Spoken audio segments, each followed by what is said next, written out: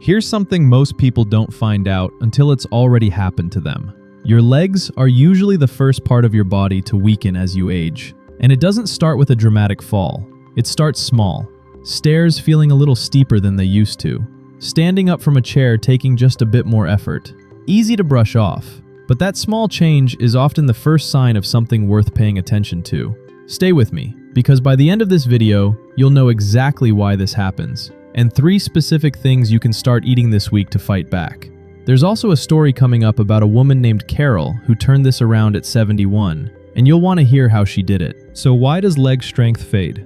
Starting around age 30, your body begins a slow, natural process called sarcopenia, the gradual loss of muscle mass. Research reviewed by Harvard Health puts that loss at roughly 3 to 5% of your muscle mass per decade after 30. It's slow at first, and it picks up speed after 60. Why do your legs feel it before anywhere else? Because they're your biggest, most used muscle group. Every step, every time you stand up, every set of stairs, your legs are doing the heavy lifting every single day. When muscle loss happens, it shows up first in the muscles working the hardest. And here's why this matters more than just feeling tired. A 2015 report from the American Society for Bone and Mineral Research found that people with sarcopenia had 2.3 times the risk of a low trauma fracture, the kind that happens from a fall.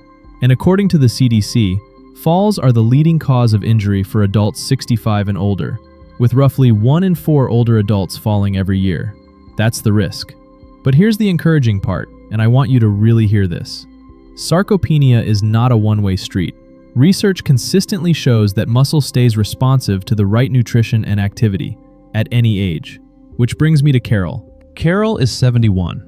2 years ago, she'd stopped taking her evening walks because her knees felt unstable, and stairs had started to genuinely worry her. Her doctor didn't hand her a complicated plan, just simple changes to what she was eating and how often she moved. Within a few months, Carol was back to walking her neighborhood daily. Today, she says, the biggest difference wasn't how her legs looked. It was that she stopped thinking twice before climbing a flight of stairs. Next, we're covering exactly what Carol changed. 3 categories of food that directly support leg strength. Let's get into them. And stay with me for the last one, because it's the one most people are missing without realizing it. First, protein-rich foods, the rebuilder.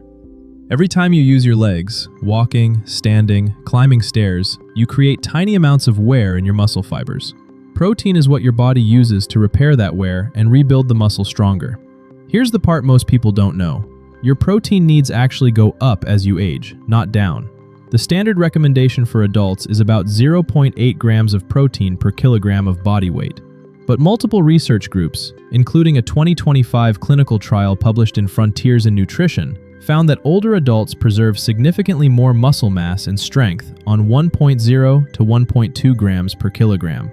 For a 150-pound person, that's roughly 68 to 82 grams of protein a day, spread across your meals. Good sources: eggs, poultry, fish, Greek yogurt, and beans and lentils if you prefer plant-based. 2 eggs at breakfast, a serving of chicken or fish at dinner, and a cup of Greek yogurt as a snack gets most people most of the way there without needing to overhaul anything. Second, potassium-rich foods, the function keeper. Now let's talk about a mineral most people don't think about until they're cramping in the middle of the night: potassium. Potassium helps regulate the electrical signals that tell your muscles to contract and relax properly. When potassium runs low, muscles, especially in the legs, can feel weak, fatigued, or cramp unexpectedly. It also plays a role in blood pressure regulation, which matters for circulation to your legs. Good sources: bananas, potatoes with the skin on, white beans, and cantaloupe.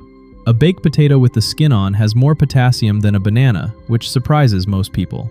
The easiest habit here: build 1 potassium-rich food into lunch or dinner most days, rather than treating it as an occasional snack. Third, magnesium-rich foods, the one people miss. Here's the nutrient most people overlook entirely, and it's the one I promised you at the start: magnesium. Magnesium works alongside potassium to help your muscles relax after they contract. Without enough of it, muscles can stay slightly tense, which shows up as stiffness, fatigue, or those sudden leg cramps that wake you up at night. Magnesium also plays a role in bone density, which matters just as much as muscle when it comes to staying steady on your feet.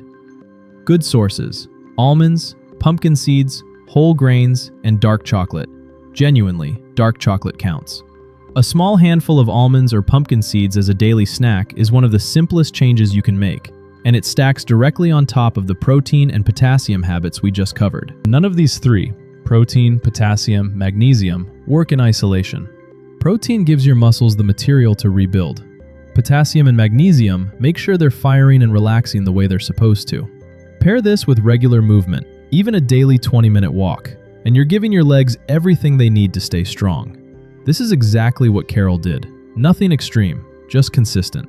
Eggs at breakfast, a baked potato with dinner, a handful of almonds in the afternoon. Small, repeatable choices that added up.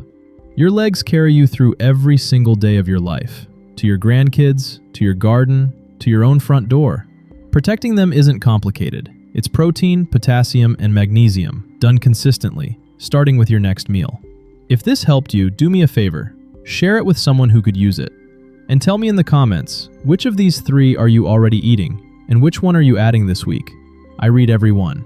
Take care of those legs. I'll see you in the next video. Subscribe for more useful information for seniors.